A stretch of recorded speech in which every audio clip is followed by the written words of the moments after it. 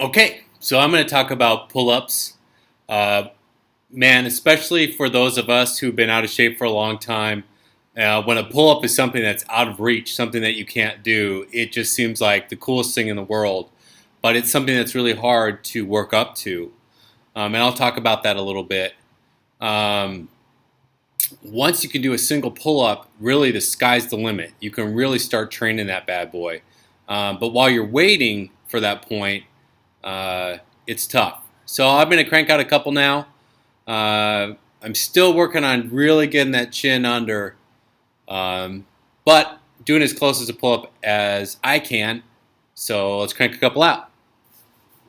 One thing I really notice on my pull-up bar is chalk. Helps me a bunch.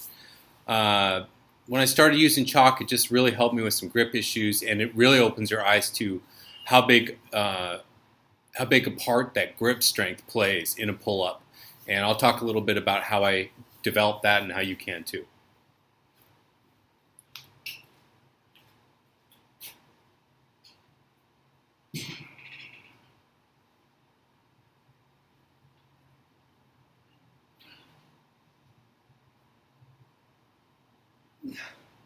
One thing to keep in mind with pull-ups is depending where you're at, it could be a lot harder for you than the average person. So if you're over 300 pounds, for example, a pull-up, unless you are in amazing shape, you're a power lifter, bodybuilder, a pull-up might be out of reach for quite a while.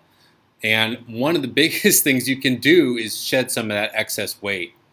So like for me, I dropped, I don't know, about 25 pounds here. Dropping 25 pounds has made a huge difference for me as far as being able to actually crank these bad boys out. Not that I can do any great number. It's pretty pathetic, actually.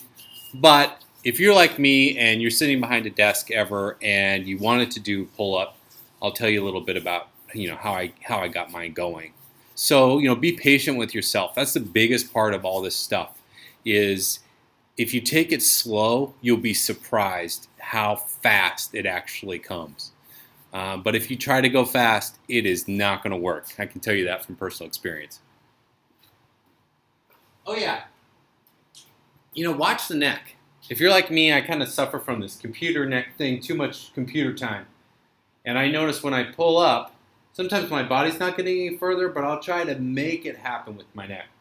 So one of the things I try to do is keep a real neutral spine, and I almost tuck the chin in a little bit to try to get the right posture. And I even try to close my mouth and press my tongue to the roof of my mouth just to kind of connect and stabilize this whole area. Okay, I don't really love the pull-up assist machine. So what I recommend that you do to start is this, just hanging. And I think it's better if you kind of, instead of just going loose, if you kind of engage your lats, pull this up a little bit, get a little active in here. But if you could do this for about 30 seconds, you're starting to close in on the grip strength required to do a good pull-up. So I'm trying to do 40 seconds here, and I got about 10 left, and it is no joke how hard this can be. I try to do 3 sets of this at the end of every workout to build my grip strength. Whew! Yeah! Why don't I enjoy the assist machine at the gym where you pick a weight and you stand on a step and it assists you? I've done it.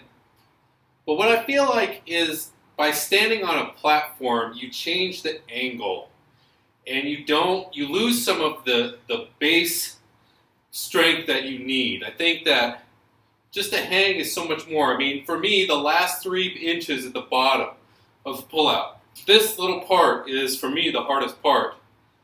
Along with the top 3 inches is pretty rough, too. So, another thing is grip strength really carries over to real-world applications. If you've ever helped a friend move or anything of that nature, a lot of times when you're carrying something heavy, it's the grip that goes first. For me, anyway. I wasn't, raised on a farm or anything like that. Just suburb kid who likes to play piano, so working on the grip strength is really important. How I do it, I set a timer for 5 seconds more than I want to do, so I'm hanging for 40 seconds.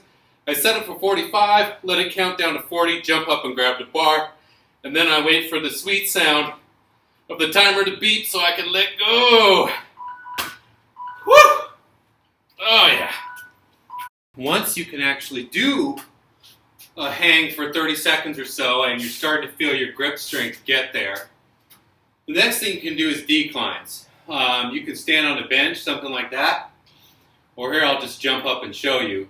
But essentially what you're doing is jumping to get to the top of the pull-up position, and then you're trying to lower yourself down as slowly as you can.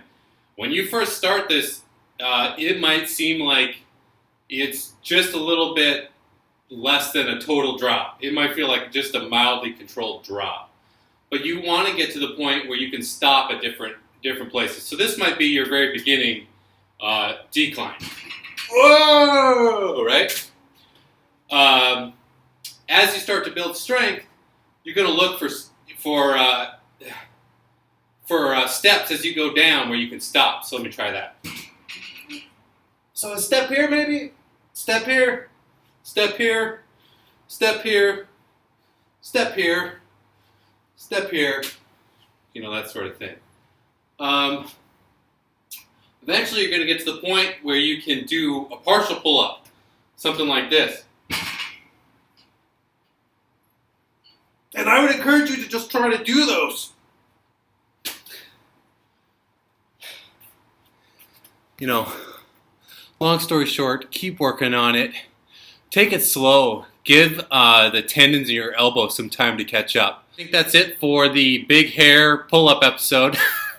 So, Wes and the Stache are out.